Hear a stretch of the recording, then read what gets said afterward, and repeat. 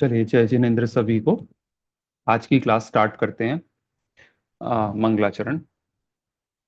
अरिहंत सिद्ध सूर्य उपाध्याय साधु सर्व, अर्थ के प्रकाशी मांगलिक उपकारी हैं। तिनको स्वरूप जान राग तैं भई जो भक्ति, काय को न माए स्तुति को उचारी है। धन्य धन्य तुम ही से काज सब भये आज, कर जोर बारंबार वंदना हमारी है। मंगल कल्याण सुख ऐसो हम चाहत हैं, हो मेरी ऐसी दशा जैसी तुम धारी है। हो मेरी ऐसी दशा जैसी तुम धारी है। जय जिनेन्द्र। आज थोड़ा सा लेट हो गया मैं। I am sorry for it. मेरी एक क्लास होती है पहले 10:30 तक, तो मेरे को थोड़ा सा टाइम लग जाता है ज्वाइन करने में। चलिए, लास्ट क्लास में हमने ये नया चैप्टर स्टार्ट किया था जिसका नाम था सात तत्व, जो कि जिसका डिस्कशन किया था हमने कि बहुत कॉन्सेप्चुअल चैप्टर है। और थोड़ा सा एक बार रिवाइज करेंगे क्योंकि चैप्टर हमने यहाँ से स्टार्ट किया था कि तत्व क्या होता है। तो यहाँ बेसिक फाउंडेशन का ये था कि संसार में जितने जीव हैं वो क्या होना चाहते हैं, सुखी होना चाहते हैं। और किन से बचना चाहते हैं, दुख से बचना चाहते हैं, है ना।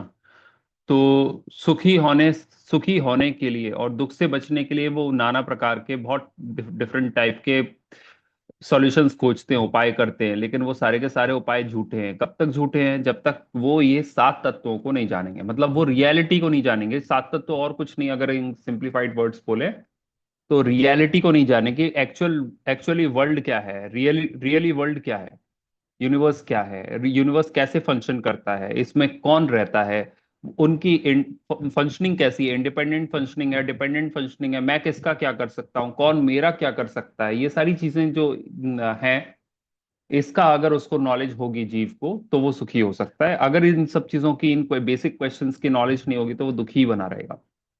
इसलिए जिन बेसिक बेसिक चीजों की नॉलेज होनी चाहिए उसको, उसको हमने कहा तत्व। तो तत्व कितने हुए? प्रयोजन भूत, मतलब पर्पसफुल, जिनसे हमारा सुख का पर्पस सॉल्व होता है। तो वो कैसे, कितने हैं? सात होते हैं। उनकी क्या होनी चाहिए? श्रद्धा होनी चाहिए और जानकारी होनी चाहिए। तो पहले जानकारी होगी कि श्रद्धा होगी? तो पहले बेसिकली हमने डिस्कस किया था कि पहले हम जानेंगे नहीं तो श्रद्धा किस पे करेंगे। तो पहले हमें जानना है, नॉलेज होनी चाहिए। नॉलेज जिस चीज पे हो जाती है और फिर हमें धीरे धीरे पढ़ने के बाद एक्सपीरियंस भी होता है तो ट्रस्ट हो जाता है। ट्रस्ट होता है, या उसको बिलीफ कहते हैं, है ना, या उसको फेथ कहते हैं। तो वो धीरे धीरे आता है और फिर फेथ आने के बाद धीरे धीरे धीरे एक्सपीरियंस होना बढ़ता है। तो श्रद्धा, ज्ञान, श्रद्धा और चारित्र्य, तीन स्टेप्स हैं, सीक्वेंशियली होते हैं। सबसे पहले ज्ञान होता है, फिर श्रद्धान होता है, फिर चारित्र होता है। लेकिन इसके विपरीत अगर कहेंगे तो जो सीक्वेंस जिनवाणी में दिया हुआ है, सबसे पहले श्रद्धान, फिर ज्ञान, फिर चारित्र, वो ऐसा क्यों दिया हुआ है कि पहले जो हमने जाना, जानकारी करी, उस जानकारी को ज्ञान नहीं कहा, वो तो नॉलेज है। लेकिन उस जानकारी के बेसिस पे जब श्रद्धान हुआ तो जो जानकारी अंदर बैठी हुई थी पहले से, उसी का नाम सम्यक जानकारी या सच्ची जानकारी या राइट नॉलेज कहने लगते हैं। तो इसलिए कहा कि पहले किसी चीज पे श्रद्धान होता है, राइट बिलीफ होता है। श्रद्धान होने के बाद जो भी नॉलेज अंदर होती है वो सब राइट हो जाती है या राइट नाम पाती है, इसलिए हम उसको कहते हैं राइट नॉलेज। और राइट बिलीफ और राइट नॉलेज के कारण राइट कंडक्ट स्टार्ट होता है। फिर प्रयोजन क्या है? प्रयोजन का डिस्कशन किया था कि दुख दूर हो, सुख हो, ये प्रयोजन है, पर्पस है हमारा। ये पर्पस आपको हमेशा याद रखना है। कभी भी जिनवाणी पढ़ रहे हैं, कभी पूजन कर रहे हैं, कभी प्रक्षाल कर रहे हैं, आपसे कोई भी बेसिक कोई क्वेश्चन पूछे जैनिज्म में कि आप क्यों जैनिज्म फॉलो करते हो, आपको क्यों मतलब पूजा करने का मन करता है, आप मंदिर क्यों आते हो, है ना, या आप क्लासेस क्यों ज्वाइन करते हो, सबका एक आंसर है, what is our purpose. Answer नहीं है ये दूसरों को देने के लिए, आंसर नहीं, अपने अपने आप को देने के लिए आंसर है कि हम क्यों कर रहे हैं। हमारा पर्पस एक है, हमें सुखी होना है और हमें दुख को दूर करना है। इसका मतलब ये है कि प्रेजेंट स्टेट जो हमारी है, हम सबको ऐसा लगता है, और ऐसा लगता ही नहीं, एक्सपीरियंस भी है। पिछली क्लास में इसके बारे में बात किया था कि जिनवाणी में या शास्त्र में लिखा है ऐसा नहीं है। एक्सपीरियंशियल लेवल पे हमें एक्सपीरियंस होता है, प्रतिदिन 24 घंटे में हमें एक्सपीरियंस होता है दुख का, वेदन होता है। उसको संस्कृत में कहा वेदन, और उसी को इंग्लिश में कहा हमने एक्सपीरियंस। तो स्वसंवेदन या संवेदन, वेदन, ये जो वर्ड्स हैं they are equivalent to experience. तो हमें इन सब चीजों का, दुख का एक्सपीरियंस होता है, और सुख की हमें वांट है या डिजायर है, इसकी ये प्राप्त करना हमारा पर्पस है कि सुख हो जाए और जो दुख हो रहा है अभी एक्सपीरियंस में आ रहा है वो दूर चला जाए। और इसी के लिए हम सारे के सारे प्रयास करते हैं। जो बाकी के प्रयास कर रहे हैं वो जिनवाणी कहती है सारे झूठे हैं। उसका पर्पस भी आप कभी कभी अगर क्लास में आगे होगा कि हमारे जो हम जो चीजें कर रहे हैं या जो एफर्ट्स कर रहे हैं वो झूठे क्यों हैं, उससे कभी भी ऐसा क्यों नहीं होगा, हमारा पर्पस सॉल्व क्यों नहीं होगा, हम कभी सुखी क्यों नहीं होंगे, या हमारा दुख दूर क्यों नहीं होगा। तो उसका पूरा का पूरा वर्णन तीसरे और चौथे अध्याय मोक्ष मार्ग प्रकाशक में है। अगर कभी डिस्कशन किया तो हम उसके बारे में देखेंगे। बट अभी तो इतना ही जानना सही है कि सफिशियंट है कि हमने अभी तक जो कुछ प्रयास किए हैं, जो भी एक्शंस लिए हैं अपने दुख को दूर करने के लिए, वो सब झूठे हैं। अब सच्चा प्रयास क्या है? सच्चा प्रयास, जिनवाणी कहती है, सच्चा प्रयास तभी शुरू हो सकता है जब आप सच को जानो। सच क्या है? सच क्या है? संसार कैसा है, इसका स्वरूप जानो। इसलिए उनने 7 तत्व बोले। इन 7 तत्वों को जानो, इनको पहचानो, इनका श्रद्धान करो, तो आपको आपका ज्ञान सच्चा हो जाएगा। जब सच्चा श्रद्धान, सच्चा ज्ञान हो जाएगा, तो आप आत्मा को जान जाओगे, आत्मानुभूति हो जाएगी। और जैसे ही आपको आत्मानुभूति हुई, आपका दुख दूर होने लगेगा और सुख होने लगेगा। एक सीक्वेंस है, एक, it's not just a click और switch kind of a thing that you press it once and you absolve all the sorrows for once and all. ऐसा नहीं है कि एक बार आपने स्विच दबाया और सारी आपकी परेशानियां दूर हो गई, सारा सुख शुरू हो गया। हाँ, शुरुआत हो जाएगी। जैसे फॉर एग्जाम्पल, अगर हमें फैन को बंद करना है तो हमें फैन को बंद करने के लिए क्या करना पड़ेगा? स्विच दबाना पड़ेगा। स्विच दबा दिया तो क्या फैन तुरंत बंद हो जाता है? नहीं, इट टेक्स सम टाइम, क्योंकि उसका मोमेंटम है ना, चल रहा है।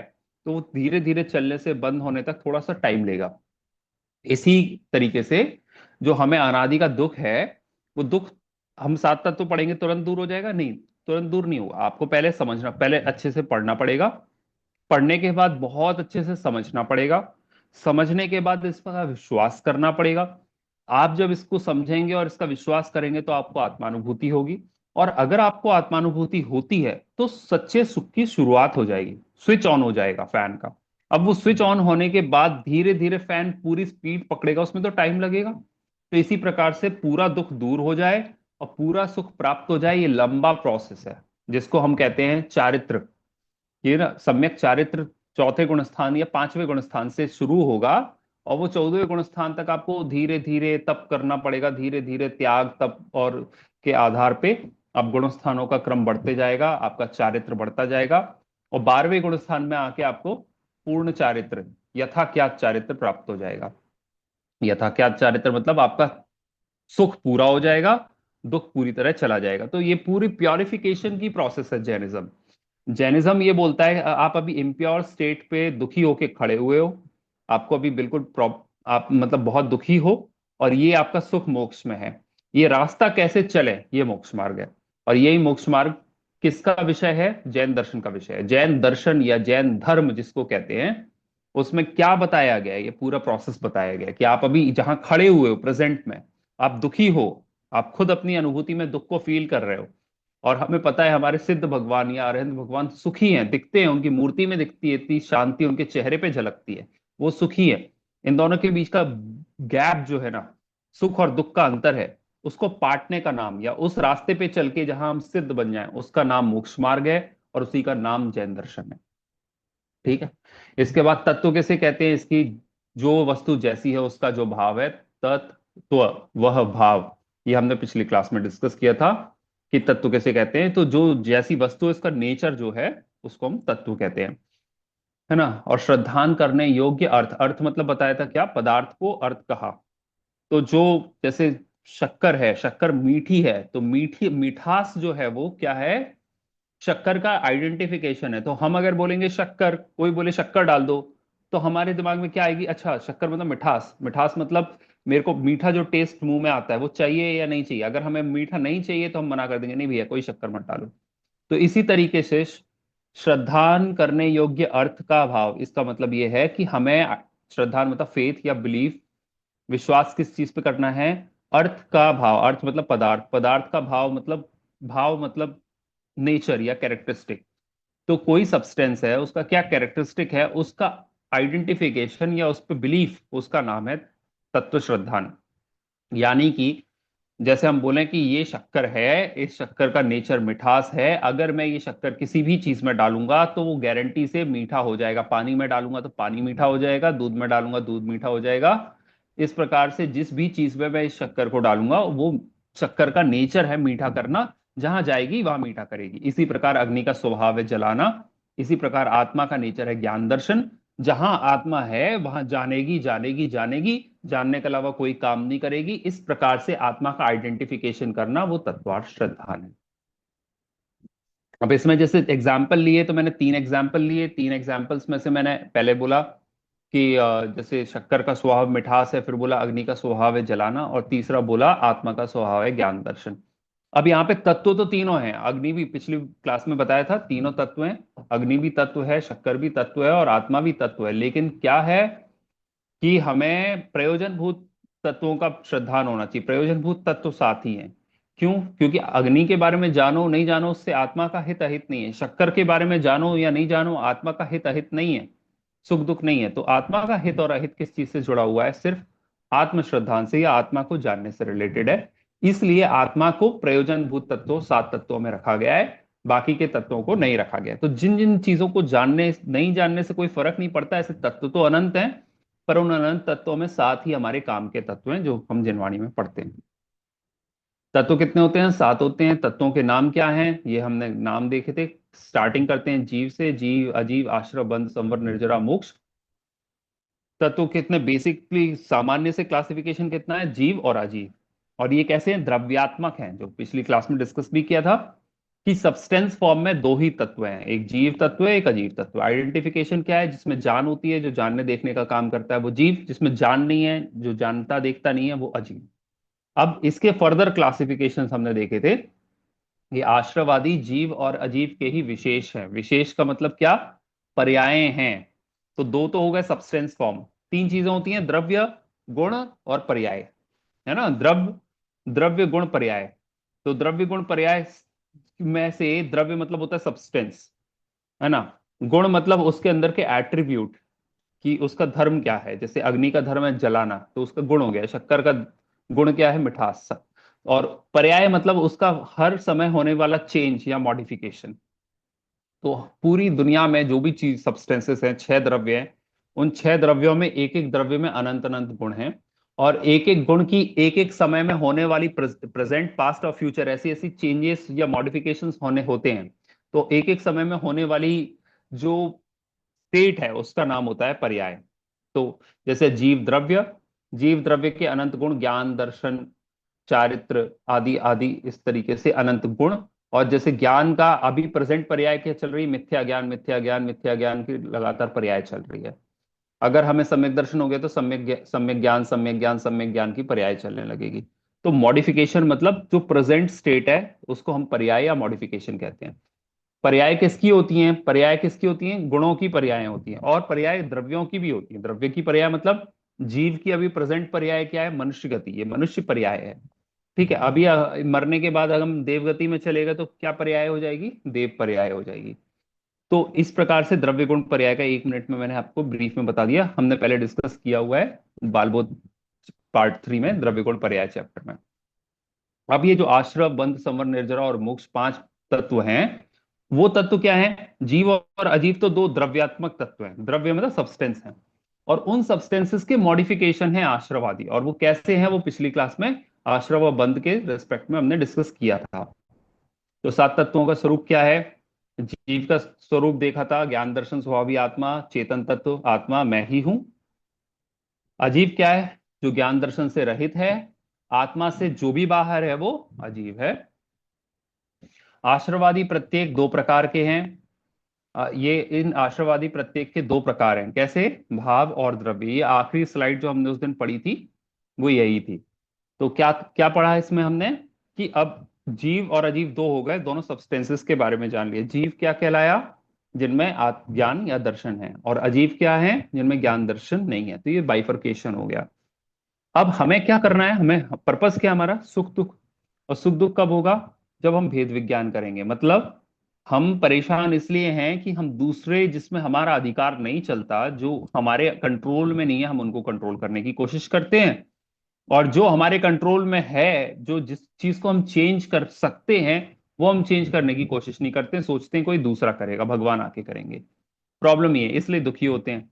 तो अभी हमारी माइंड में उठापटक है, माइंड में हर चीज सही जगह पे व्यवस्थित तरीके से ऑर्गेनाइज्ड फॉर्म में नहीं रखी हुई है। तो माइंड को थोड़ा सा ऑर्गेनाइज करने की जरूरत है। तो माइंड को कैसे ऑर्गेनाइज करें? तो बोला कि समझो, जो भी आपको दिख रहा है ऊपर से नीचे तक, ये जीव तत्व, पिछली बार जीव तत्व और जीव द्रव्य के बीच में भी डिफरेंस बताया था कि जीव द्रव्य तो अनंत है, आप लोग सब मेरे लिए जीव द्रव्य हो, सबके लिए जीव द्रव्य ही हैं हम सब। लेकिन उन जीव द्रव्यों में जो मैं अकेला, जिसमें मेरा ज्ञान दर्शन पाया जाए, वो जीव तत्व, और जिसमें मेरा ज्ञान दर्शन नहीं पाया जाए, वो मेरे लिए अजीव तत्व। तो मैंने एग्जांपल दिया था कि राजेश भैया जिस क्लास में बैठे हुए हैं, तो वो क्या है, वो जीव तत्व मेरे लिए जीव तत्व की कैटेगरी में आएंगे, ठीक है ना। चलिए, तो ये द्रव्य और जीव तत्व का बाइफरकेशन हो गया ये। तो अब ये ऊपर से नीचे तक जो आपको शरीर दिख रहा है, प्रॉब्लम सिर्फ इस शरीर से रिलेटेड आ जाती है कि अब ये शरीर जो है, शरीर में दो चीजें मिली हुई हैं, एक आत्मा मिली हुई है जिसको हमने जीव तत्व कहा, और एक ये शरीर जो दिख रहा है वो अजीव तत्व है। और इनके कॉम्बिनेशन से, इन दोनों के मिलने के कारण बाकी पांच चीजें और खड़ी हो गई, जिनका नाम है आश्रव, बंध, संवर, निर्जरा और मोक्ष। वो भी कहाँ पे है? वो भी इन शरीर और आत्मा के मिले हुए जो पर्याय दिख रही है ना, ह्यूमन बॉडी, ह्यूमन फॉर्म, उस ह्यूमन फॉर्म, जैसे सौम्य नाम दिया, तो सौम्य में अभी क्या क्या है? सौम्य में जीव भी है, सौम्य में अजीब भी है, आश्रव भी है, बंध भी है, थोड़े थोड़े भागों में संवर भी हो सकता है, हो सकता है थोड़ी बहुत निर्जरा भी हो, और मोक्ष की अभी उपलब्धि नहीं है, बट फ्यूचर में मोक्ष भी हो सकता है। इस प्रकार से जो सातों तत्व आपको दिख रहे हैं, वो एक पर्याय के अंदर अभी प्रेजेंट फॉर्म या मनुष्य उसमें दिख रहा है। हेलो।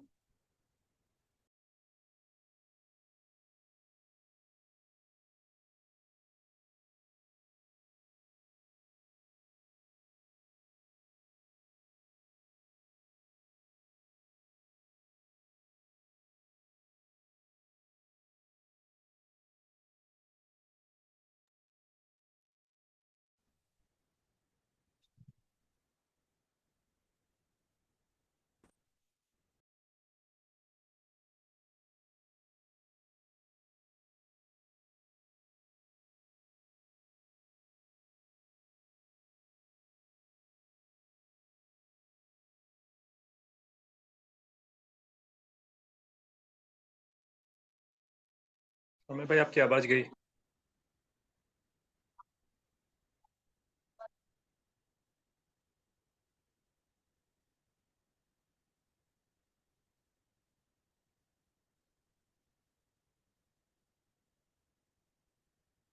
सौम्य भाई आप म्यूट पे हो।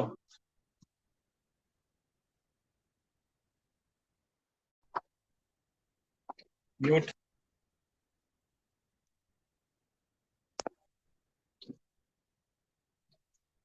सॉरी।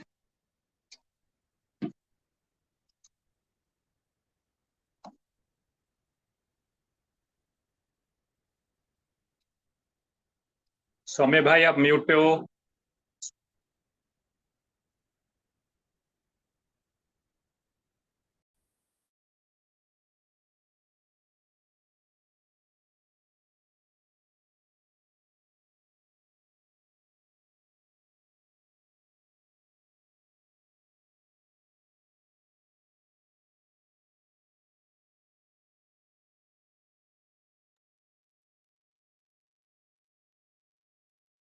हेलो, सॉरी डिस्टरबेंस के लिए, एक्चुअली एक कॉल आ गया था। अच्छा, हमें नीलम लगा आंटी कि का। आपका हमें लगा कि नहीं नहीं, आपकी आवाज नहीं आ रही हम तक। ठीक नहीं है। अभी पाठशाला की ही वो एक आंटी का फोन आया था कि वो अभी जी। लिंक ज्वाइन नहीं कर पा रही हैं, तो मैं उनको बोल रहा था कि अभी मैं उनके पास जूम इंस्टॉल नहीं, मैंने बोला अभी लिंक डालूंगा यूट्यूब पे, आप इसके बाद देख लीजिए, शाम को हम फिर मैं सोच रहे जूम थे कि वगैरह आप इंस्टॉल बोल रहे हो करता और लूंगा। हम लोग वंचित हो रहे हैं आपकी बात से। ओके। नहीं नहीं नहीं, ठीक। जी जी जी, ओके। चलिए, तो हम डिस्कशन पे इस पे थे, ये जो शरीर दिख रहा है, इसी में सारों पूरे के पूरे सात तत्व हैं।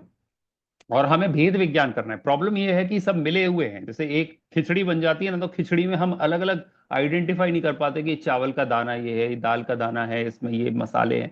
वो ऐसी मिल चुकी है कि आइडेंटिफिकेशन टफ हो जाता है।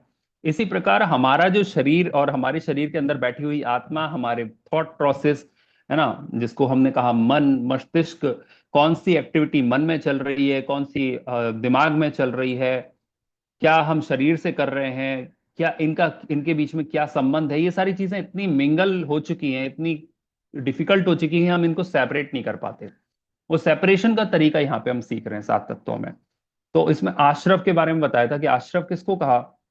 आश्रव का मतलब ये है जो थॉट प्रोसेस, पिछली बार बताया था, थॉट प्रोसेस जैसे इमोशंस एंड फीलिंग्स जो हैं, उसको हम आश्रव कहते हैं। वो दो प्रकार क्लासिफाई किया कि भावाश्रव और द्रव्याश्रव।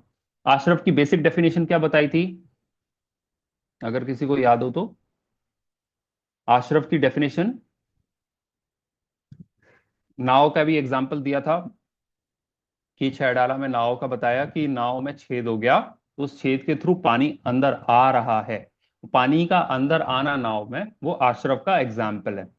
कहाँ पे आश्रव घटाना है कि अभी ये जो मैं पर्याय है, इसमें मेरी माइंड, स्पीच और बॉडी की एक्टिविटीज के कारण, मेरा मन काम कर रहा है, कुछ ना कुछ एक्टिविटी चल रही है, मेरी वाणी काम कर रही है, वॉइस एक्टिविटी चल रही है, स्पीच एक्टिविटी चल रही है, और मेरी मेरी काया मतलब शरीर काम कर रहा है, कुछ ना कुछ हलन चलन डुलन हो रहा है, बॉडी की एक्टिविटीज चल रही हैं। इस मन वचन काया की एक्टिविटी को जैनिज्म कहता है योग। और ये जो मन वचन काया की एक्टिविटीज चल रही है ना, माइंड स्पीच एंड बॉडी की एक्टिविटीज चल रही हैं, इसके कारण आसपास बहुत सारे छोटे छोटे कर्म के परमाणु हैं, कार्मिक पार्टिकल, मैटर पार्टिकल्स। वो कार्मिक मैटर पार्टिकल्स जो हैं, जो आसपास फैले हुए हैं, वो आत्मा के अंदर प्रवेश कर जाते हैं। आत्मा के अनंत असंख्यात प्रदेशी आत्मा है, असंख्यात प्रदेशों में अंदर वो पार्टिकल्स आ जाते हैं और आत्मा से चिपक जाते हैं। तो आत्मा में अंदर प्रदेशों के अंदर आना, वो है आश्रव।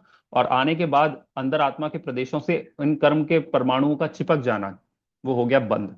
बंध गए ना, तो वो बंध कहलाएगा। आने का नाम आश्रव, आश्रव मतलब आना, बंद मतलब बंध जाना। तो आते हैं, जैसे फॉर मेहमान गेट के अंदर आया, और मेहमान आने के बाद सोफे पे बैठ गया, तो बैठना मतलब यह बैठ जाना, वो चिपक जाना, बंद हो गया।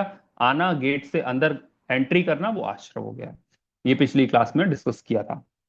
अब वो आश्रव दो प्रकार का कैसे बताया था कि जो मन में थॉट्स चल रहे हैं, वो थॉट्स क्या हैं, भावाश्रव हैं। और जो जो कर्मों के पार्टिकल्स हैं इन इटसेल्फ, जो चारों हमारे चारों तरफ फैले हुए हैं, पूरे पूरे लोकाकाश में फैले हुए हैं, वो कार्मिक पार्टिकल्स जो हैं, वो द्रव्य आश्रव हैं। तो जो कार्मिक पार्टिकल्स आत्मा के अंदर आ रहे हैं, वो द्रव्य आश्रव कहलाएंगे।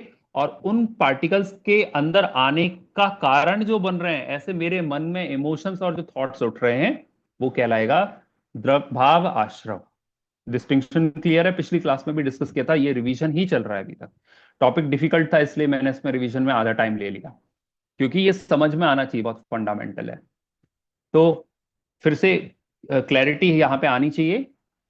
भावाश्रव क्या है, मन में उठने वाले थॉट्स, इमोशंस, पॉजिटिव हो सकते हैं, नेगेटिव हो सकते हैं। मैं आज पूजन प्रक्षाल कर लूं, आज मेरे भाव बहुत अच्छे लग रहे हैं। कभी पाप के भाव, बाहर खाने पीने के भाव, और उल्टे सीधे जितनी भी थॉट प्रोसेसेस चल रही हैं, कभी अच्छा लग रहा है, कभी एंजाइटी हो रही है, ये सारी जो थॉट प्रोसेस या सारे जो मेंटल या साइकोलॉजिकल प्रोसेसेस अंदर चल रही हैं, वो सारी की सारी प्रोसेसेस कहलाएंगी आश्रव, भाव आश्रव। और उन साइकोलॉजिकल थॉट्स, जैसे मुझे गुस्से का भाव आ रहा है, और उस गुस्से के भाव के कारण आसपास के परमाणु आत्मा में आ रहे हैं और खराब तरीके के कर्म बंध जा रहे हैं, दो चीजें हो रही हैं। तो इसमें जो गुस्से का भाव आया पर से, वो गुस्से का भाव क्या था, भावाश्रव। और उस गुस्से के भाव का निमित्त पाके, उसका उसके इन्फ्लुएंस से जो बाहर के कर्म परमाणु आत्मा में आके चिपक रहे हैं, उनको हमने कहा द्रव्य आश्रव। तो ये डिस्टिंक्शन क्लियर हो गया। दूसरी एक चीज बताई थी क्या, कि भाव आश्रव के कारण होता है द्रव्याश्रव। अभी हमने जो थॉट किया ना, अभी हम हर एक मोमेंट पे कुछ ना कुछ सोच रहे हैं, कुछ ना कुछ इमोशन हमारा चल रहा है, कुछ फीलिंग हमारी चलती रहती है। 24 आवर्स 365 डेज कभी कोई इंसान ऐसा नहीं होता जो थॉटलेस हो गया हो, जो इमोशनलेस हो गया हो। तो वो जो थॉट प्रोसेस या इमोशन प्रोसेस हर समय चल रही है, उसको हमने कहा भाव आश्रव। और उस भाव आश्रव से हर एक मोमेंट पे नए नए कर्म के परमाणु आसपास के एटमॉस्फेयर से आके आत्मा में आ रहे हैं। वो हो रहा है क्या, कंटिन्यूअसली द्रव्य आश्रव। अंदर आना, द्रव्य आश्रव, कर्मों का अंदर आना। और वो जो द्रव्य आश्रव आएगा उसके कारण द्रव्य बंद हो जाएगा, और द्रव्य बंद का जब उदय होगा, जो कर्म के परमाणु जो बंध गए ना, अब वो आत्मा को फल देंगे। कब देंगे? कालांतर में देंगे, कुछ टाइम बाद देंगे। तो जब भी वो फल उदय में आएगा, उदय में आएगा तो क्या होगा, जैसे ही इन कर्मों का, बंधे हुए कर्मों का उदय आता है, नया भावाश्रव खड़ा होगा। मतलब मेरे अभी, मुझे अगर अभी गुस्सा आ रहा है तो इसका मतलब ये है कुछ कारण उसका गुस्से का, कर्म पहले के बंधे हुए कर्म परमाणुओं में है, कि पहले मैंने ऐसे कर्म बांधे थे जिनका अभी उदय आया तो मेरे को गुस्से का थॉट आया। पहले के भी ऐसे कर्म के परमाणु बांधे थे, वो अभी उस समय उदय में आ रहे हैं, तो मुझे अंदर से लोभ उठ रहा है ना, डिजायर्स आ रही हैं, किसी भी प्रकार की, पैसे की डिजायर, खाने पीने की डिजायर। तो वो सारी डिजायर्स अंदर क्यों उठ रही हैं? क्योंकि पहले के ऐसे कर्म बंधे हुए थे। तो एक साइकिल चल रही है, जिस साइकिल के बारे में लास्ट क्लास में, लास्ट में डिस्कशन किया था। ठीक है, तो वो क्या था कि उस साइकिल के कारण अलग अलग तरीके के, मतलब द्रव्याश्रव भावाश्रव हो रहा है, भावाश्रव से वो द्रव्याश्रव हुआ, द्रव्याश्रव द्रव्य बंद होने से जब उदय में आया तो नया भावाश्रव खड़ा हुआ। फिर उस भावाश्रव के टाइम पे नया द्रव्य बंद, नया द्रव्य बंद और द्रव्याश्रव होगा, उसके बाद वो उदय में आएगा तो फिर नया भावाश्रव। इस तरीके से इनफाइनाइट साइकिल चल रही है, जिस साइकिल के कारण हम संसार में बैठे हुए हैं। तो एक क्वेश्चन भी पिछली बार ग्रुप में पोस्ट किया था कि अर्पित ने, कि क्वेश्चन क्या है कि क्या ये अगर इनफाइनाइट साइकिल चल रही है, इसका मतलब हम अगर भावाश्रव पे कंट्रोल कर लें तो क्या हम इस साइकिल को ब्रेक कर सकते हैं और हम मोक्ष जा सकते हैं? तो आंसर है हाँ, सही बात है। अगर आप भावाश्रव पे कंट्रोल करते हो तो भावाश्रव पे कंट्रोल करने से आपका, भावाश्रव पे कंट्रोल कर लोगे तो नया द्रव्य बंध नहीं होगा, नया द्रव्य बंध नहीं होगा तो नया भावाश्रव नहीं होगा। इस प्रकार से आपने साइकिल को वहीं पे ब्रेक कर दिया और आप मुक्त हो सकते हो। तो यही 7 तत्वों में आगे जो हम पढ़ेंगे ना, संवर तत्व और निर्जरा तत्व, वहां पे ब्रेकिंग की ही बात है। कि जैसे अभी पानी आ रहा था, नाव नाव फट गई, नाव में होल हो गया, होल से पानी आ रहा था और पानी नाव में भर रहा था। फिर आप क्या कर रहे थे? नाव में से पानी निकाल रहे थे, फिर नाव में पानी निकाल रहे थे, नया पानी आ जा रहा था, फिर आप नाव में से पानी निकाल रहे थे, नया पानी आ जा रहा था। तो नाव में पानी कंटिन्यूअसली बना ही हुआ था, कोई ऐसा मोमेंट नहीं आया जब आप नाव में से पूरा पानी खाली कर पाए, और हो भी नहीं सकता, पॉसिबल नहीं है। इसलिए क्योंकि छेद तो आपने बंद किया नहीं। जब तक छेद बंद नहीं होगा, नाव में नया नया पानी आता जाएगा। आप कितनी भी तेज गति से नाव में से पानी उलीचते जाओगे तो भी नया पानी अंदर आता जाएगा। यही हिसाब कर्मों का भी चल रहा था, कि अगर हम बिना ज्ञान के तप भी करने लग जाएं, तब से क्या होगा? तपसा निर्जरा, निर्जरा का मतलब है नया पानी, जो पानी भर गया है वो पानी आप उलीच रहे हो, पानी खाली कर रहे हो, पर आपने छेद बंद नहीं किया। छेद बंद नहीं करोगे तो पानी कभी भी खत्म नहीं हुआ, नया नया पानी आता जाएगा। इसलिए पानी निकालने के पहले, पहले में पहला प्रयास क्या करना चाहिए? सबसे पहले जो एग्जिस्टिंग छेद है नाव में वो बंद करना चाहिए। वो बंद करने का मतलब क्या है? संवर कर देना। संवर का मतलब है कि अभी जो पानी भर गया है वो तो भरने दो, या भरा ही रहने दो, पहले मैं नया पानी आने से रोकूंगा। तो नाव में हमने एक डाट लगा दी, नाव में नीचे पैच लगा दिया। पैच लगाने से क्या हुआ? जो नया पानी आना था वो बंद हो गया, इसी को हमने कहा संवर। अब पानी जितना नाव में पहले से भर गया था, उसको हम दोनों हाथों से धीरे धीरे हटाते जाएंगे, किसी भी तरीके से उस पानी को बाहर निकालते जाएंगे। तो अब ऐसा एक पॉइंट कुछ टाइम बाद आ जाएगा कि जितना पानी नाव में जमा था वो भी पूरा खाली हो जाएगा और नाव पूरी की पूरी पानी रहित हो जाएगी। और इसी का नाम हमने दे दिया मोक्ष।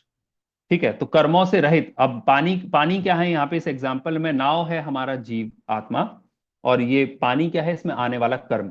तो अभी क्या चल रहा है? नए नए कर्म आ रहे हैं, छेद के थ्रू नए नए आश्रव आ रहा है। वो आश्रव नाव में भर जाता है जैसे पानी, वैसे आश्रव पूरा पूरा आत्मा के प्रदेशों से बंध रहे हैं कर्म। अब वो बंध रहे कर्म बंध जा रहे हैं, तो कर्म हम निर्जरा कर रहे हैं, तप कर रहे हैं, हम एकासन कर रहे हैं, उपवास कर रहे हैं, हम मंदिर जा रहे हैं, सारे अच्छे अच्छे काम करने की कोशिश कर रहे हैं। तो क्या हो रहा है? वो कर्म थोड़े थोड़े हम निकाल देते हैं। निकाल तो रहे हैं, लेकिन दूसरी साइड से हमने अभी तक वो छेद बंद नहीं किया ना, आश्रव का छेद बंद नहीं किया, तो नए नए कर्म आना अभी भी रुका नहीं है। तो अगर हमें सबसे पहले अभी क्या करना चाहिए? तो जैसे समझदारी इसी में है कि नाव में पहले छेद करना बंद होना चाहिए, इसी प्रकार समझदारी धार्मिक कार्यों में तप करने के भी पहले यह है कि हमें 7 तत्वों के सच्चे श्रद्धान पूर्वक संवर करना चाहिए। संवर क्या है? हम जब अपनी आत्मा को जान लेंगे तो जो ये भावाश्रव, जो भावाश्रव से द्रव्याश्रव, ये पूरी साइकिल चल रही है, वो साइकिल ब्रेक हो जाएगी। और जैसे ही साइकिल ब्रेक होगी तो नए नए कर्म जो अंदर आत्मा में आ रहे हैं वो आना रुक जाएंगे। वो नए कर्म नहीं आएंगे तो आश्रव हो जाएगा, डांट लग जाएगी, मतलब आपने पैच वर्क कर दिया, सही कर दिया नाव। उसके बाद फिर आप तप करोगे, संवर करने के बाद तो तप से खाली हो जाएगी नाव, या कर्मों से रहित हो जाएगी आत्मा। ये बात हमें समझनी चाहिए। अब देखिए, भाव आश्रव और द्रव्य आश्रव, दो प्रकार के आश्रव लास्ट क्लास में बताए थे फिर से। भाव आश्रव क्या है? जीव के विशेष हैं। और द्रव्य आश्रव क्या है? अजीव के विशेष हैं। क्यों कहा ऐसा? द्रव्याश्रव मतलब क्या? द्रव्याश्रव मतलब पुद्गल कर्म के छोटे छोटे परमाणु, मटेरियल पार्टिकल्स हैं। ज्ञानावर्णी, दर्शनावर्णी आदि के सब छोटे छोटे कार्य का, उसको हम अगर शास्त्रीय भाषा में या शास्त्र की भाषा में कहें तो उसको कहते हैं कारमाण वर्गणा। वर्गणा मतलब very small particles, atomic particles. और वो कारमाण वर्गना, कारमाण मतलब कर्म की, कार्मिक मैटर की, तो कार्मिक मैटर पार्टिकल्स हैं यहाँ पे फैले हुए। वो कार्मिक मैटर पार्टिकल्स क्या है? द्रव्य कर्म है। और द्रव्य, क्योंकि वो कार्मिक मैटर है इसलिए वो क्या है? कार्मिक, कोई भी मैटर है, मैटर मतलब मैटर इन इटसेल्फ इज अजीब। उसमें कोई जान नहीं होती, उसमें कोई जानना देखने की कैपेबिलिटी नहीं होती है, तो वो अजीब है। इसलिए जो कार्मिक पार्टिकल्स जो आत्मा के अंदर आ रहे हैं, दे देमसेल्व्स आर अजीब, वो नॉन लिविंग बीइंग्स हैं। इसलिए हमने यहाँ पे लिखा कि वे अजीव के विशेष हैं। विशेष का मतलब बताया था क्या? पर्याय। तो जैसे मैटर में आपको एग्जांपल दिया था पिछले बार भी, कि कोई सोना है, सोने का गहना है, वो गहने के डिफरेंट फॉर्म्स हो सकते हैं, कभी ये कभी वो कभी वो डिफरेंट डिफरेंट फॉर्म्स हैं। इसी प्रकार से जो मैटर पार्टिकल है ना, पूरे दुनिया में जितनी चीजें आपको दिखाई दे रही है आंखों से, वो सारी सारी चीजें मैटर पार्टिकल्स हैं। उन मैटर पार्टिकल्स, एक मैटर पार्टिकल दूसरे मैटर पार्टिकल से कैसे अलग है? Just different in form. तो जैसे ये, जैसे मोबाइल फोन हमारा अलग पार्टिकल, वो भी मैटर है, और हमारे सामने रखा हुआ लैपटॉप वो अलग मैटर पार्टिकल है, कोई ग्लास रखा हुआ है वो अलग पार्टिकल है। इस तरीके से सब सब सब मैटर ही हैं, बट उनके फॉर्म्स डिफरेंट हैं। इसी प्रकार से ये जो कार्मिक मटेरियल है, कार्मिक मटेरियल भी एक डिफरेंट फॉर्म है। किसका? मैटर सब्सटेंस का। तो मैटर सारे हैं तो मैटर सब्सटेंस या पुद्गल द्रव्य ही, बट उस मैटर सब्सटेंस के डिफरेंट डिफरेंट फॉर्म्स हो गए हैं, उसमें से एक कारमान वर्णना है। तो ये हो गया अजीव के विशेष होना। अब भावाश्रव पे आते हैं। भावाश्रव क्या है? Psychic thought. साइकिक थॉट्स मतलब mental, mental thoughts and emotions.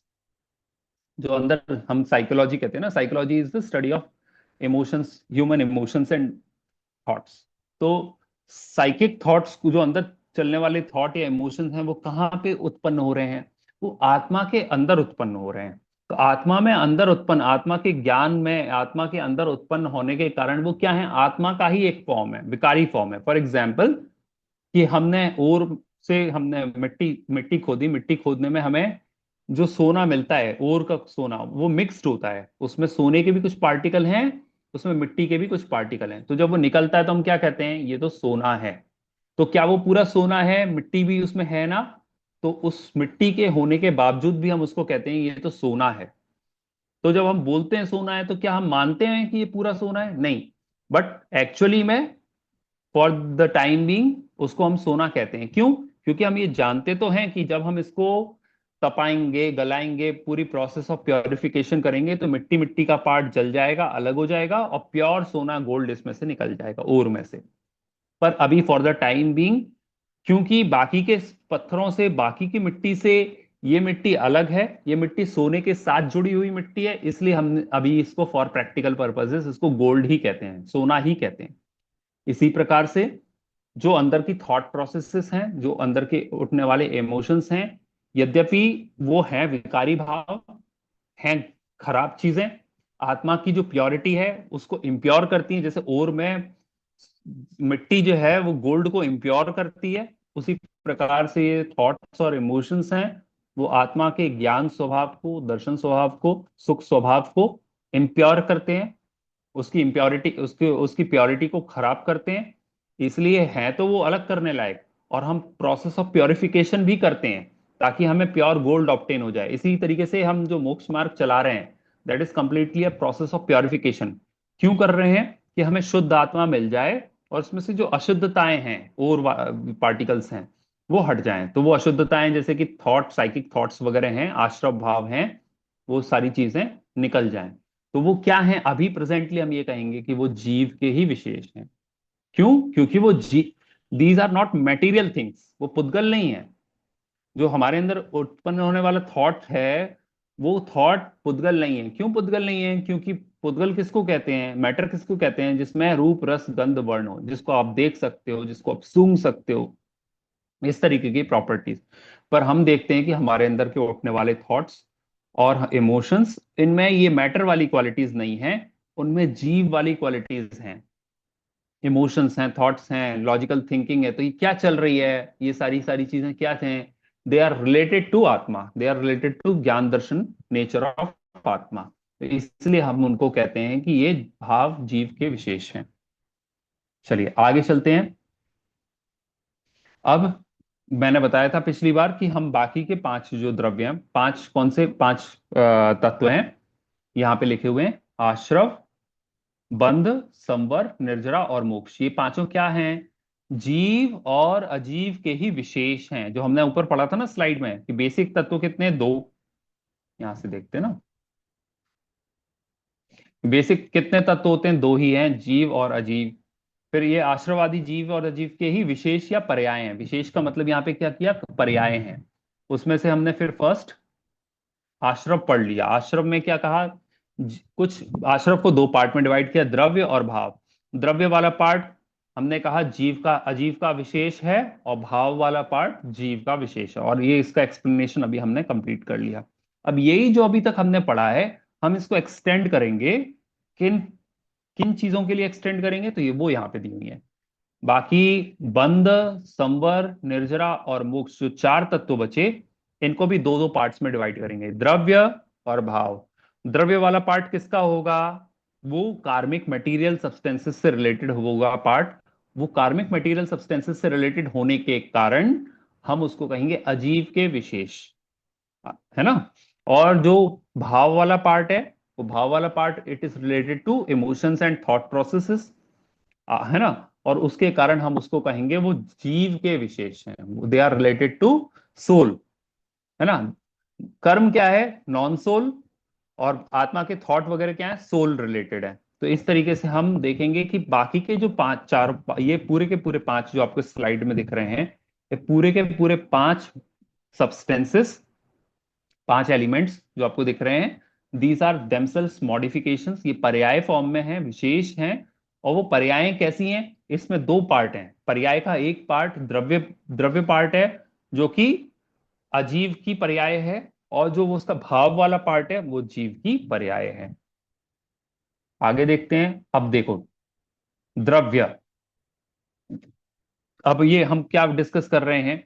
पांचों को एक साथ डिस्कस कर रहे हैं। अब पांचों में हम, मैंने जैसे बताया, पांचों को दो पार्ट में डिवाइड कर दिया, द्रव्य वाला पार्ट और भाव वाला पार्ट। अब हम द्रव्य वाले पार्ट पे अपने डिस्कशन को कंफाइन कर रहे हैं। द्रव्य वाला पार्ट किससे रिलेटेड है, दिमाग में रखना चाहिए। द्रव्य मतलब रिलेटेड टू कार्मिक मैटर। कार्मिक मैटर मतलब क्या? अजीव। तो कार्मिक मैटर का क्या, कैसे हो रहा है आत्मा के अंदर, या आत्मा और शरीर के कॉम्बिनेशन में कार्मिक मटेरियल कैसे रोल प्ले कर रहा है, उसका पूरा रोल प्ले हम इस स्लाइड में देखेंगे थ्रू दीज फाइव एलिमेंट्स। तो देखिए, जो कार्मिक मटेरियल आ रहा है, द्रव्य कर्म, है ना, मटेरियल सब्सटेंसेस, कार्मिक मैटर, वो कार्मिक मैटरों का आत्मा में आना, उसको हम उसको कहेंगे आश्रव। उन कार्मिक मटेरियलों का आत्मा से संबंध होना, बैठ बंध जाना, उसको कहा हमने बंध। जैसे एग्जांपल दिया ना कि जैसे मेहमान आया गेट से अंदर, तो हमने उसको कहा आना, आश्रव। और आके सोफे पे बैठ गया, तो उसको कहा बंध।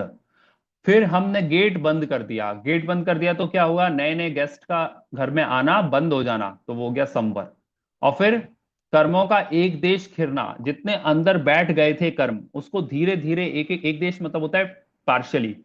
तो पूरे गेस्ट हम अभी पूरे घर से बाहर नहीं निकल पाए, बट कुछ कुछ अब निकालने लगे, कुछ कुछ निकालने लगे। तो इसको हमने कहा एक देश खिरना, मतलब डिपार्चर तो हुआ, कुछ तो बाहर निकले, लेकिन अभी पूरा खाली नहीं हुआ। तो इसको कहा हमने निर्जरा। और फिर जब सारे के सारे गेस्ट बाहर निकल जाएंगे, घर खाली हो जाएगा, तो उसको कहा हमने मोक्ष। अभी गेस्ट तो एक एग्जाम्पल लिया है, it should not be taken means on the word value.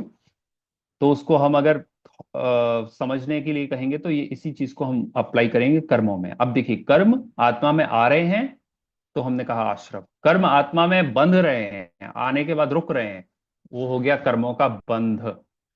कर्म आत्मा में आना रुक गए, नए कर्म अभी आना रुक गए, इसका मतलब हो गया संवर, वहां पे रोकना। संवर मतलब रुकना। तो अब आत्मा में कर्म का, नया कर्मों का आना तो रुक गया, लेकिन अभी पहले के बहुत सारे कर्म बंधे हुए थे ना, जो अभी अनादिकाल से हमने बांधे हुए हैं, हमारी आत्मा के साथ बहुत सारे कर्म बंधे हुए हैं। तो उन कर्मों को धीरे धीरे तप से खिराना, मतलब धीरे धीरे। तप तप क्या करता है, जैसे हमने कोई चीज, हमने पानी में कोई चीज गीली हो गई, पानी में गीली हो गई, तो हम क्या करते हैं, उस चीज को धूप में डालते हैं। तो धूप में डालने से क्या होता है, धीरे धीरे वो पानी उड़ने लगता है। तो जैसे सूर्य की गर्मी उस पानी को धीरे धीरे हटा देती है और उसको पूरा सुखा देती है, इसी प्रकार से तप इस जीव को, जीव और आत्मा मतलब जीव को तपाता है, सूर्य की तरह तपाता है। और उस गर्मी के कारण आत्मा के अंदर के जो कर्म कर्म के परमाणु जो आत्मा में बंधे हैं ना, धीरे धीरे खिरने लगते हैं।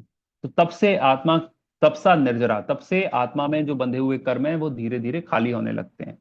और एक पॉइंट ऐसा आएगा तप करते करते, निर्जरा करते करते, कि आत्मा पूरी तरह कर्मों से खाली हो जाएगा। जैसे सूखने वाली वस्तु पूरी तरह, उसमें से पानी उड़ जाएगा, पूरी तरह सूख जाएगी, तो हम उसको कहेंगे कि ये पूरी तरह सूख गई, अब हम उसको स्टोर कर सकते हैं। इसी प्रकार से आत्मा में से जब पूरी तरह से कर्म निकल जाएंगे तो वो मुक्त हो जाएगी। उसमें कर्म, कर्म है जो शरीर, जो इसको शरीर में बांध के रखे हुए हैं, कर्म है जो इस जीव को संसार में रोक के रखे हुए हैं, कर्म है जो इसको सुखी नहीं होने दे रहे हैं।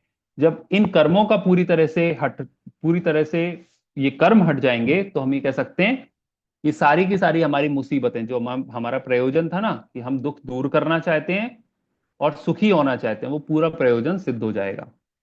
तो वो जो पूरा प्रयोजन सिद्ध होने की जो आखिरी स्टेज है वो है मोक्ष, ये कर्मों का संपूर्ण नाश। ठीक है, आगे चलते हैं। अब देखो, ये पूरा का पूरा एग्जाम्पल हमने पहले देख लिया। ये कहाँ का एग्जाम्पल है, छह डाला तीसरी ढाल। छह डाला तीसरी ढाल में नाव का एग्जाम्पल दिया हुआ है। उसमें आश्रम बंद में क्या है, जैसे नाव अंदर है, नाव पानी में है और उसमें छेद हो गया, तो वो नाव में छेद से पानी घुसता जा रहा है, उसके कारण नाव हमारी डूबती जा रही है। फिर संवर क्या किया, संवर में ये देखो, ये छेद है ना, छेद पे डांट लगा दी इसने, नाविक ने, आपको दिख रहा है यहाँ पे। तो वो छेद था जिस छेद से पानी अंदर घुस रहा था नाव के, उसमें नाविक ने उसको पैचवर्क कर दिया, उसको डार्ट लगा दिया, तो अब वो अंदर नया पानी अंदर नहीं घुस पा रहा है। और फिर क्या किया, लास्ट स्टेज में जितना पानी अंदर घुस गया था उसको धीरे धीरे उसने बाहर निकाल दिया, तो नाव में से पूरा पानी खाली हो गया। और जिस मोमेंट पे पूरा पानी खाली हो जाएगा, हम कहेंगे कि नाव को मोक्ष हो गया। तो अपन को नाव को मोक्ष नहीं कराना है, हम कभी भी आगे, ज्यादातर यही होता है कि जब हम सात तत्वों को पढ़ते हैं और इस नाव के एग्जाम्पल को समझते हैं, छठाला पढ़ते हैं, तो हम नाव को ही मोक्ष, नाव को ही आश्रम बंद, नाव को ही संवर और नाव को ही मोक्ष करा देते हैं।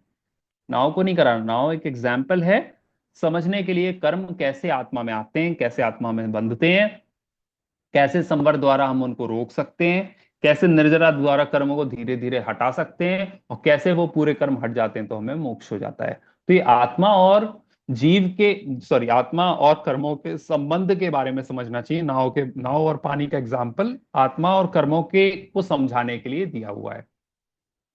अब देखिए, पहले द्रव्य वाला पोर्शन पूरा हो गया, अब हम भाव वाले पोर्शन पे आते हैं। भाव वाला पोर्शन क्या कहता है, फिर से, द्रव्य वाले पोर्शन में क्या चीज थी, द्रव्य क्या था, द्रव्य मतलब कर्म, मैटर पार्ट, कर्म के परमाणु, मैटर पार्टिकल्स, कार्मिक मैटर पार्टिकल्स। वो क्या थे, वो क्योंकि मैटर पार्टिकल्स थे तो वो अजीब थे, उनमें देखने जानने की कैपेबिलिटी नहीं थी, इसलिए हमने क्या कहा, वो अजीव के ही विशेष थे। तो आश्रव बंध संवर निर्जरा मोक्ष, ये जो पांच तत्व हैं, इनका जो द्रव्य वाला पार्ट है वो अजीव के ही विशेष हैं। और अब बाकी का जो भाव वाला पार्ट है वो क्या थे, भाव किसको कहा था हमने, emotions, psychic thoughts, feelings etcetera. तो थॉट, इमोशन, फीलिंग्स को हमने कहा भाव। उस भाव से वो भाव कहाँ पे होते हैं, भाव आत्मा के अंदर होते हैं। भाव क्या, भावों को हम देख सकते हैं क्या, नहीं देख सकते, तो वो क्या है, वो एक्चुअली जैसे मैटर पार्टिकल्स में चार गुण होते हैं ना, वो चार गुण क्या हैं? रूप, रस, गंध और वर्ण। तो मैटर पार्टिकल्स रूप, रस, गंध, वर्ण से हम देख सकते हैं। पर क्योंकि राग, द्वेष आदि भावों को, थॉट प्रोसेस को, इमोशंस को हम देख नहीं सकते, इसलिए वो आत्मा के अंदर उत्पन्न होने वाली आत्मा की ही विकारी, मतलब आत्मा के ही इम्प्योरिटीज हैं, आत्मा के अंदर होने वाली इम्प्योरिटीज हैं। और आत्मा, आत्मा कैसा है? आत्मा तो जीव है, इसलिए हम उसको भाव में कैटेगराइज करते हैं, वो जीव का ही विशेष कहते हैं। ठीक है। तो वो जीव के विशेष हैं वो भाव। अब यहाँ पे देखिए, फिर से जो पांच मॉडिफिकेशन जो पिछली स्लाइड में हमने लिए थे, वही पांच मॉडिफिकेशन या पांच तत्व यहाँ पे ले रहे हैं। आश्रव, बंध, संवर, निर्जरा और मोक्ष। अब यहाँ पे एक और क्लासिफिकेशन कर दिया है, वो क्लासिफिकेशन है शुद्ध और अशुद्ध। ये क्लासिफिकेशन हमने द्रव्यों में नहीं किया था। क्यों नहीं किया था? क्योंकि द्रव्य क्या थे? द्रव्य मैटर पार्टिकल था। मैटर में कुछ अच्छा और कुछ बुरा नहीं है, मैटर सब एक जैसा है। तो कोई मैटर, ऐसा नहीं कह सकते हम कि जो कार्मिक मैटर है वो, कोई कार्मिक मैटर अच्छा है, कोई कार्मिक मैटर बुरा है। कार्मिक मैटर है वो मैटर है, मैटर पार्टिकल्स हैं वो मैटर पार्टिकल, ना अच्छे हैं ना बुरे हैं। पर यहाँ पे हम भावों की बात कर रहे हैं, और भावों में एक क्लासिफिकेशन आ जाता है। शुभ मतलब अच्छे भाव, अशुभ मतलब बुरे भाव। और शुद्ध, तो क्लासिफिकेशन एक्चुअली दो टाइप का है। एक को कहते हैं शुभाशुभ भाव, दूसरा है शुद्ध भाव। शुद्ध मतलब बियॉन्ड प्योर एंड इम्प्योर। इसका मतलब ये है, शुभ मतलब हो गया, शुभ को कहेंगे हम पुण्य, सिंपल भावों में कहें, शुभ मतलब पुण्य, अशुभ मतलब पाप। तो पुण्य और पाप के भाव मतलब अच्छे या बुरे भाव, उसको एक कैटेगरी में रखा। और जो शुभ और अशुभ से भी बियॉन्ड है, मतलब ना हम शुभ की बात कर रहे हैं ना अशुभ की, ना हम पाप की बात कर रहे हैं ना हम पुण्य की, ऐसे जो भाव होते हैं उनको हम कहते हैं धर्म के भाव। वो धर्म के भाव को हमने और एक वर्ड दिया, शुद्ध भाव। तो ये सिनोनिम्स है। क्या सिनोनिम्स हैं? आप या तो शुद्ध भाव कहो, या धर्म भाव कहो, या प्योर मॉडिफिकेशन कहो। इंग्लिश में हम कहेंगे तो प्योर। जो जहां पे ना आपको शुभ है ना अशुभ है, सिर्फ प्योरिटी प्योरिटी प्योरिटी, जहां केवल शुद्ध शुद्ध शुद्ध भाव आ रहे हैं, उसको कहा हमने शुद्ध। और शुभ और अशुभ का मतलब क्या है? शुभ मतलब प्योर, अशुभ मतलब शुभ मतलब पुण्य, अशुभ मतलब पाप। तो हमारा पर्पस क्या है? हम जैन दर्शन में ये नहीं कहते हैं कि पाप छोड़ो और पुण्य का काम करो। समझना थोड़ा यहाँ पे, ये कह रहे हैं कि जैनिज्म में पुण्य और पाप दोनों को ही अशुभ कहा है, दोनों को ही छोड़ने योग्य कहा है, हेय कहा है। हेय का मतलब क्या है? कि यहाँ पे इस स्लाइड में ये क्लियर होता है कि शुभ मतलब अच्छे काम करने से, अच्छा सोचने से भी आश्रव और बंध होता है। अशुभ यानी पाप, पाप के बारे में थॉट्स आने से, पाप के बारे, पाप वाली फीलिंग्स होने से, पाप वाले इमोशंस होने से भी आश्रव और बंध होता है। और आश्रव और बंध संसार का कारण है। इसका मतलब क्या? इसका मतलब ये कि हम या तो अच्छे काम करें या बुरे काम करें, या तो पुण्य करें या पाप करें, दोनों से क्या होने वाला है? बंध होने वाला है। और बंध संसार का कारण है। तो बंध कर्मों को आत्मा से बांधेगा, और कर्म आत्मा से बंधेंगे तो हम कभी भी मुक्त नहीं हो पाएंगे। तो सॉल्यूशन क्या है? सॉल्यूशन ये है कि हम जैसे पाप को छोड़ना चाहते हैं, वैसे ही पुण्य को भी छोड़ना चाहिए। पहले पाप छूटेगा और उसके बाद पुण्य छूटेगा, लेकिन अल्टीमेटली छोड़ना हमें दोनों को ही है। और पाप और पुण्य को छोड़ देंगे तो बचेगा क्या? कुछ बचेगा? हाँ, डेफिनेटली बचेगा। क्या बचेगा? शुद्ध भाव बचेगा। शुद्ध भाव मतलब कैसे? अगर हमारे यहाँ आप बोलोगे कि भैया, अगर मैं पाप के या जो क्या कहना चाहिए, इनग्लोरियस थॉट एक्टिविटी है, खराब भाव है, अशुभ भाव है, वो अशुभ भाव मैं छोड़ना चाहता हूँ और मैं अच्छे अच्छे भाव करना चाहता हूँ। तो सोचिए, अगर हम अशुभ भाव कर रहे हैं, पाप के भाव कर रहे हैं, तो खराब बंद हो रहा है। और अच्छा शुभ भाव कर रहे हैं, पुण्य भाव कर रहे हैं, तो पुण्य बंद हो रहा है। बंद दोनों कंडीशन में हो रहा है। तो अगर मुझे बंद को रोकना है तो मुझे क्या करना पड़ेगा? मुझे शुभ और अशुभ दोनों तरीके के भावों को छोड़ना पड़ेगा। तो मैं किन भावों में रहूंगा? मैं जब अपनी आत्मा में रहूंगा, तो आत्मा में रहने के कारण ना हम बाहर के पदार्थों में कभी किसी को अच्छा मानेंगे ना किसी को बुरा मानेंगे। अच्छा मान के वो, अच्छा मान के पुण्य बंद नहीं करेंगे, बुरा मान के किसी का पाप बंद नहीं करेंगे।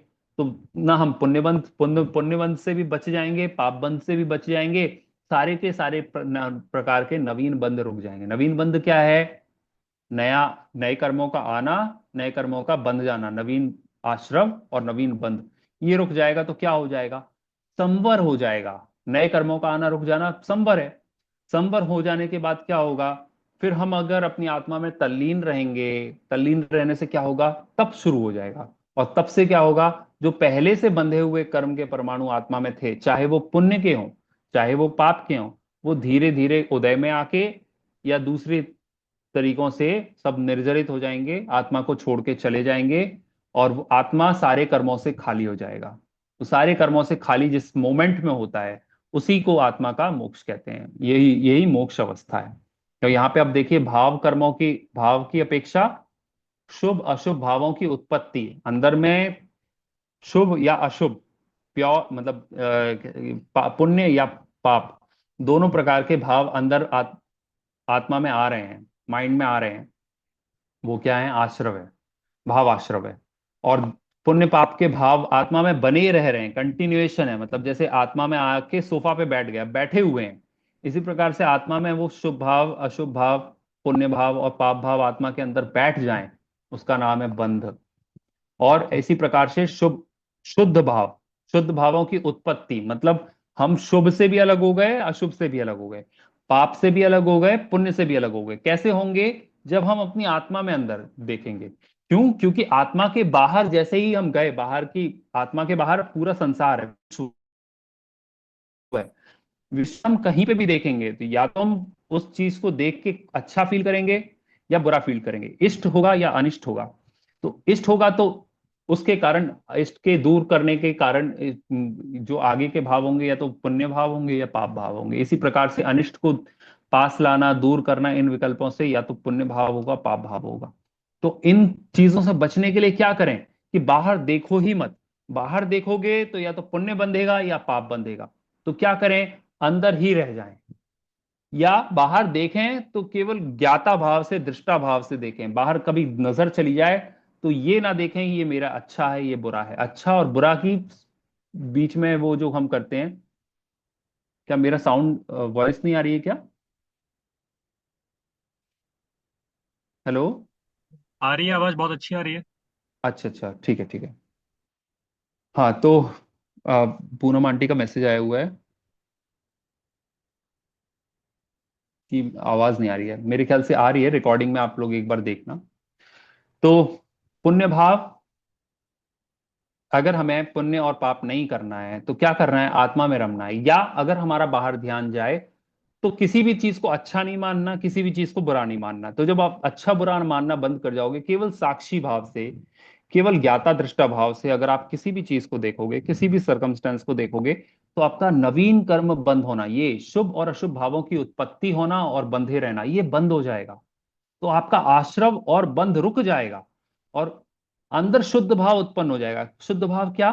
जब आप शुभ और अशुभ दोनों चीजों से हट गए, तो आत्मा में जो शांति उत्पन्न हो रही है, आत्मा में जो सुख मिल रहा है, उस सुख का नाम, उस शांति का नाम, जो अंदर कभी रिलैक्स्ड फील करते हैं ना, आंखें बंद करके बैठे हुए हैं तब भी रिलैक्स्ड फील कर रहे हैं, वो रिलैक्सेशन क्या है? वो शुद्ध भाव है, समता भाव है।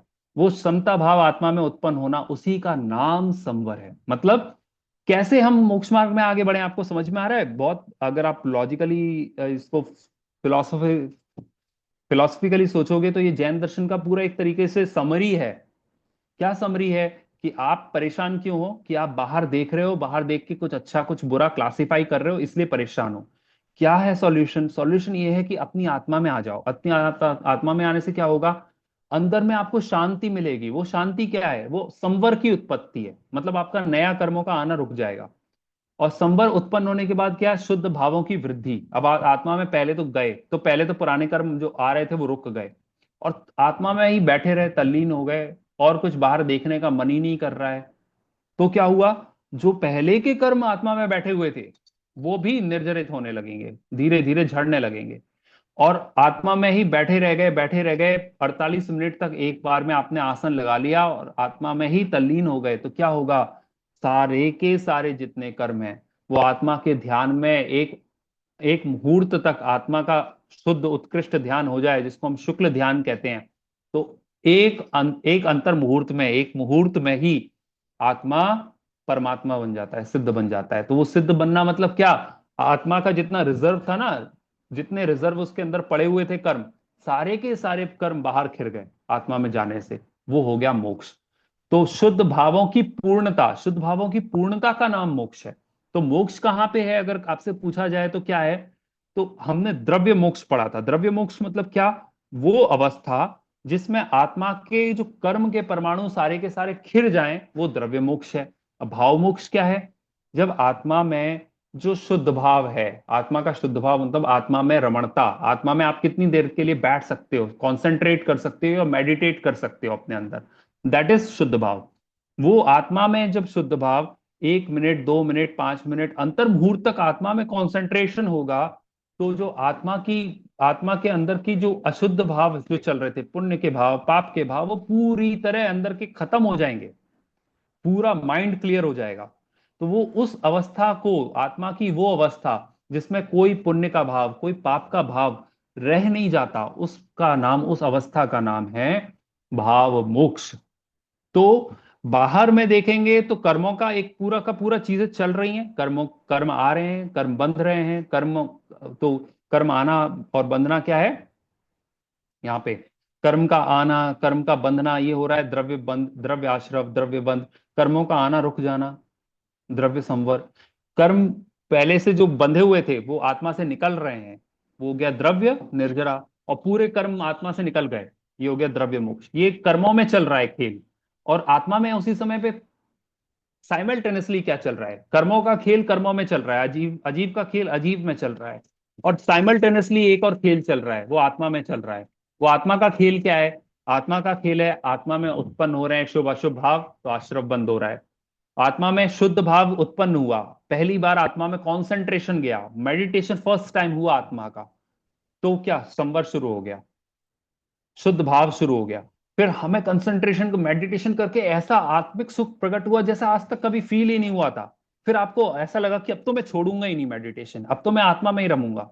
तो क्या हुआ, मेडिटेशन का इंक्रीज हुआ, अपनी आत्मा में रमणता इंक्रीज हुई। उससे क्या हुआ, आत्मा के जितने अशुभ अशुभ भाव, शुभ और अशुभ भाव थे पहले जो आश्रव बंद कर रहे थे, वो आत्मा में से उड़ने लगे, इवेपोरेट होने लगे। और एक मोमेंट ऐसा आएगा कि आत्मा पूरी तरह शुद्ध हो जाएगा, सारे शुभ अशुभ भाव आत्मा से बाहर, और आत्मा केवल शुद्ध शुद्ध शुद्ध भावों रूप रह जाएगा। वो हो गई आत्मा में शुद्धता की पूर्णता, मोक्ष। तो दोनों चीजें साइमल्टेनियसली चलती हैं। अगर हमारा शुभ, अभी हमारा प्रेजेंट के केस में क्या चल रहा है, शुभ और अशुभ द्रव्य आश्रव भी चल रहा है, सॉरी, द्रव्य आश्रव भी चल रहा है, और द्रव्य बंध भी चल रहा है, कर्मों का आना जाना चल रहा है, और यहाँ पे भाव आश्रव और भाव बंध भी चल रहा है। इसी प्रकार से जिस समय संवर शुरू होगा, तो उस समय कर्म आना रुक जाएंगे, ये द्रव्य संवर हो जाएगा, और उसी समय आत्मा में रमणता होगी, वे भाव संवर हो जाएगा। इसी के आगे चलेंगे निर्जरा, तो जिस समय कर्मों का कर्म आत्मा से बाहर खिरने लगेंगे, वो द्रव्य निर्जरा चलेगी, और उसी समय हमारी आत्मा में रमणता बढ़ती जाएगी, मेडिटेशन का लेवल इंक्रीज होता जाएगा, ये भाव निर्जरा होती जाएगी। और एक मोमेंट, फाइनली एक मोमेंट ऐसा आएगा, जो सारे द्रव्य, आत्मा के सारे द्रव्य कर्म के परमाणु आत्मा में से चले जाएंगे, खिर जाएंगे। वो अवस्था का नाम, उस मोमेंट का नाम है द्रव्य मोक्ष, उस अवस्था का नाम है द्रव्य मोक्ष। और उसी मोमेंट में आत्मा पूर्ण अंदर से प्योरीफाई हो जाएगा, मतलब जो जो उसके अंदर कर्म के छोटे छोटे शुभ और अशुभ भावों के परमाणु थे ना, शुभ और अशुभ भावों के परमाणु नहीं कहना चाहिए, शुभ और अशुभ भाव जो चल रहे थे आत्मा में, वो सारे के सारे शुभ और अशुभ भाव आत्मा में से पूरी तरह पूर्णतया समाप्त हो जाएंगे, तो वो भाव मोक्ष। मतलब क्या, वो प्योरिफिकेशन, जो ओर थी ना, गोल्ड की ओर थी जिसमें मिट्टी भी मिली हुई है, कंकड़ भी मिला हुआ है, और सोना भी मिला हुआ है, आपने उसको तपाने के लिए भट्टी में झोंक दिया, अब वो प्योरिफिकेशन की प्रोसेस शुरू हो गई। एक मोमेंट ऐसा आएगा कि सारा का सारा जो मटेरियल था, जो डिस्टर्बिंग पार्टिकल्स थे, क्ले था, मिट्टी थी, जो भी था, वो सब जल जाएगा और प्योर गोल्ड रह जाएगा। वो पूरी पूरी पूरी प्योरिफिकेशन का जो प्रोसेस है, वो यहां से शुरू होती है कि आपने शुद्ध भाव, मतलब आपने भट्टी में डाला, भट्टी में जिस मोमेंट में डाला, तो संवर शुरू हो गया। क्या, कि नया जो कोई नया किसी भी प्रकार का कंटेमिनेशन उसमें इंक्रीज नहीं हो सकता। अब तो, अब जो कंटेमिनेशन पहले से था, जितना क्ले, जितना डर्ट, जितने दूसरे पार्टिकल उस ओर में थे वो थे। अब डिक्रीज का टाइम शुरू हो गया है। अब डिक्रीज जैसे जैसे टेम्परेचर बढ़ेगा, जैसे जैसे फर्नेस में, जैसे जैसे उस भट्टी में उस ओर का टाइम बढ़ता जाएगा, तो क्या होता जाएगा, धीरे धीरे इम्प्योरिटी जलती जाएंगी, धीरे धीरे मिट्टी अलग होती जाएगी, धीरे धीरे कंकड़ अलग होता जाएगा। तो इसी तरीके से कर्म के परमाणु धीरे धीरे आत्मा में से अलग होते जाएंगे। और एक मोमेंट ऐसा आएगा कि सारे कर्म के परमाणु अलग हो गए, सारी मिट्टी, सारा उसमें ओर में से अलग हो जाएगी, प्योर गोल्ड बच जाएगा। ये हो जाएगी उसकी पूर्णता। ठीक है। तो अभी इसमें एक और क्लास लगेगी, मेरे ख्याल से नेक्स्ट क्लास में हम इस चैप्टर को कंप्लीट कर पाएंगे। थोड़ा सा चैप्टर चैप्टर थोड़ा कंसेप्चुअल है, इसलिए मैंने इसमें रिवीजन में भी आधा टाइम ले लिया और समझाने में भी काफी टाइम ले रहा हूं मैं। अगर आपको अभी भी कोई डाउट हो, नहीं समझ में आया हो, तो आप मेरे से पूछ सकते हैं। आज की क्लास बस अभी यहीं पे समाप्त करते हैं। आप लोगों के अगर कोई डाउट्स होंगे तो उसको अभी आंसर करेंगे, और उसके बाद जिनवाणी स्तुति करके क्लास एंड करेंगे। मैं रिकॉर्डिंग अभी यहीं पे स्टॉप कर रहा हूँ। चलिए बताइए।